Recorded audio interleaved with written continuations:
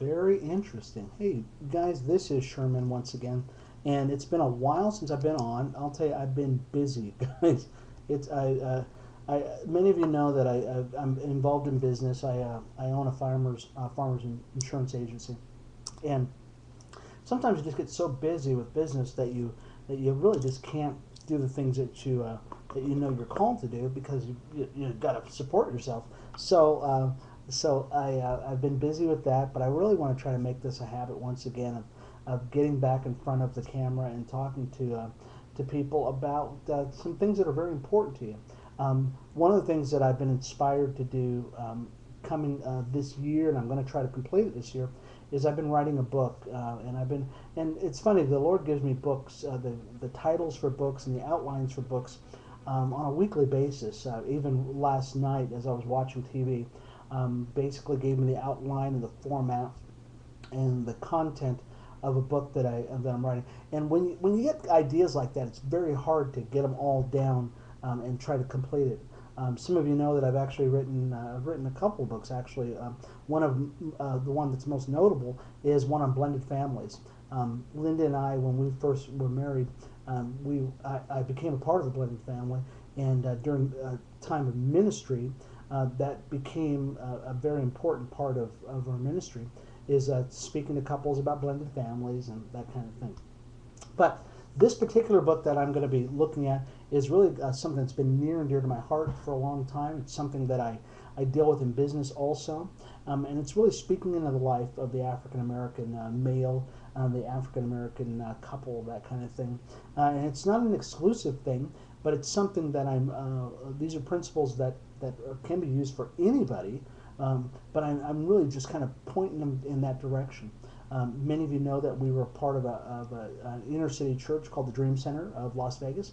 Great church. Give a shout out to Pastor Aaron and Pastor Dave and Joanna and the kids over there. And Danita. Sorry, Eric. I could go on all night long and talk about all the people we knew over there. But when we were over there, one of the things that really became very evident to me was that the African American community is having major problems, and if we don't solve that problem through positive means, through means of empowering the African American community, then guess what? We're going to have major problems, because if you have one part of society that doesn't continue to move forward, guess what? You've got a drain on all society. The Bible talks about, and it says that we are all one body, and even though we have different parts of our body, that there's no parts of your body that should not be functioning, and so that's what we're going to be addressing in this book. We're going to be looking at the spiritual aspects of the African American community. And one of the interesting things is that really, in general, the African American community is very spiritual people. Statistically, we're probably more spiritual, or attend church, I should say, than any other group of people. And that might be for whatever reason, but statistics bear that out.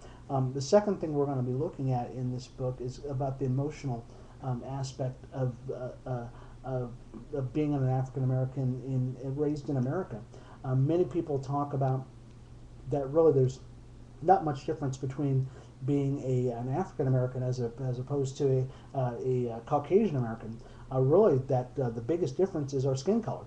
See, one of the things that I guess is a big taboo and that we don't want to talk about too much is that really the term African American probably shouldn't even be used, because we're basically European Americans we're just got black skin. And the reason why I say that is because we were all raised in the same environment. We were all raised. Now there might be different rules in those environments, and I don't want to downplay that at all. But we were all raised in the same European type American atmosphere. We just happen to have black skin. So really, we're just Americans who happen to be black. So we're going to talk about the emotional side of that. Where do we play in that?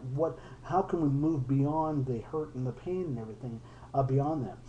We're also going to talk about the financial end of being a black American or an African American here in American society, and how we can move into our destiny as a people that that really have done prolific things throughout the ages. And I don't want to give too much away from about it, but I think it's going to be just a dynamic um, uh, discussion on the financial end.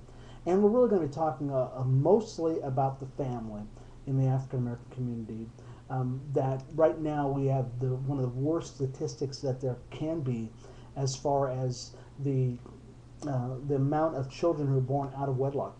See, back in the 60s, as I've been doing the study, the background study on it, the African American community had a much higher rate of family cohesiveness than we do now. The rate of children being born out of wedlock back in the 60s is just minuscule compared to what it is now.